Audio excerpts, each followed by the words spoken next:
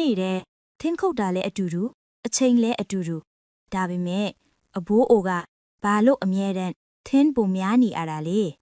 မင်္ဂလာပါခင်ယူကြီးဒီနေ့ပြောပြပေးမယ့်ပုံမြင်လေးကတော့အဘိုးအိုနဲ့လူငယ်လေးတယောက်အကြောင်းဖြစ်ပါရဲ့နော်နောက်ထပ်သောပုံမြင်လေးတွေနားထောင်ဖို့အတွက် like and subscribe လေးလုပ်ထားလို့လာပါတယ်နော်ဟိုးရှေးတုန်းကပေါ့ကွယ်အဘိုးအိုကြီးတယောက်ရှိတဲ့အဲ့ဒီအဘိုးအိုဟာတော်တဲ့ကိုနေ့တိုင်းထင်းခုတ်သွားရတာပေါ့ကွယ်တနေ့မှာတော့အဘိုးအိုထင်းခုတ်သွားတဲ့အချိန်မှာလူငယ်လေးတယောက်ကလည်းထင်းခုတ်နေတာပေါ့အဘိုးအိုနဲ့လူငယ်လေးဟာအတူတူထင်းခုတ်ပြီးတော့သူတို့ရဲ့အိမ်ကိုပြန်လာကြတယ်နောက်တစ်ရက်မှာလည်းသူတို့ရဲ့အိမ်တွေကနေအတူတူထင်းခုတ်ထွက်လာကြတာပေါ့ထင်းခုတ်ပြီးချိန်မှာလည်းအိမ်ကိုအတူတူပြန်လာကြပြန်တယ်ထင်းခုတ်တာချင်းအတူတူတောင်အဘိုးအိုကလူငယ်လေးထက်ပိုများလေးရှိတဲ့လူငယ်လေးဟာအိမ်ပြန်ရောက်တော့စဉ်းစားတာပေါ့ကွယ်ငါနဲ့အဲ့ဒီအဘိုးအိုနဲ့တောထဲရောက်တော့လဲအတူတူထင်းခုတ်တာလဲအတူတူအိမ်ပြန်လာလဲပဲအတူတူဒါတောင်မှဘာလို့အဘိုးအိုကငါ့ထက်ထင်းပုံများပြီးငါကနဲရတာလဲလို့တွေးနေတာပေါ့ကွယ်ဒီလိုဆိုမဖြစ်တော့ဘူးငါနောက်နေ့ကျရင်အဘိုးအိုထက်စောသွားမှဖြစ်မယ်လို့တွေးမိတဲ့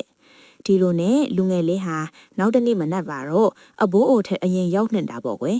သူတို့ဟာအတူတူထင်းခုတ်ကြတာပေါ့ဒါပေမဲ့အဘိုးအိုရဲ့ထင်းဟာပိုများနေတဲ့နောက်တစ်ရက်ရောက်တော့လေလူငယ်လေးဟာစောစောလာပြန်တယ်အဘိုးအိုဟာသူ့လာနေကြအချိန်မှရောက်လာပြီးထင်းခုတ်တဲ့နားချိန်ဟောက်တော့လေအဘိုးအိုဟာနားတာပေါ့ကွယ်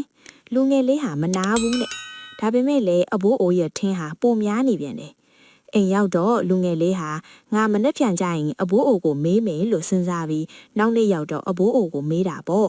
အဘိုးကျွန်တော်နဲ့အဘိုးဟာအတူတူထင်းခုတာတောင်မှဘာလို့အဘိုးကပိုများနေတာလဲ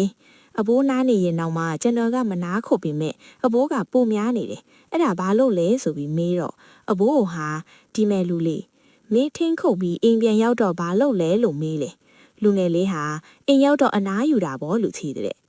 အဘိုးဟာဒီမှာကြည့်မင်းသားနဲ့ငါရက်သားကြီးရှင်ကြည့်စမ်းငါရက်သားကချွန်းထက်လို့မင်းရက်သားကတုံးလို့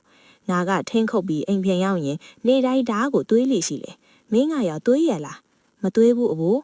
အေးဒါကြောင့်မင်းထင်းကိုနှစ်ချက်ခုတ်ရင်ငါကတစ်ချက်နဲ့ပြက်တယ်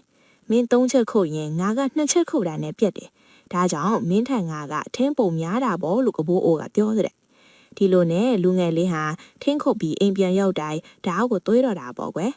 ပုံမြင်တဲ့ကလိုပဲပေါ့ကလေးတို့ရေဘဝမှာအလုပ်တစ်ခုခုကိုလုပ်တော့မယ်ဆိုရင်ကိုလုံးမဲ့အလုပ်ကကြိုတင်ပြင်ဆင်ထားခြင်းဟာလွေကူမြန်ဆန်ပြီးရလက်ကောင်းတစ်ခုကိုရစီတာပေါ့ကွယ်နောက်ထပ်သောပုံမြင်လေးတွေနားဆင်နိုင်ဖို့အတွက် K1 Plus Channel လေးကို Like and Follow လေးလုပ်ထားပေးကြပါနော်တာယာပျော်ရွှင်သောနေ့လေးတစ်နေ့ဖြစ်ပါစေကလေးတို့ရေ Bye bye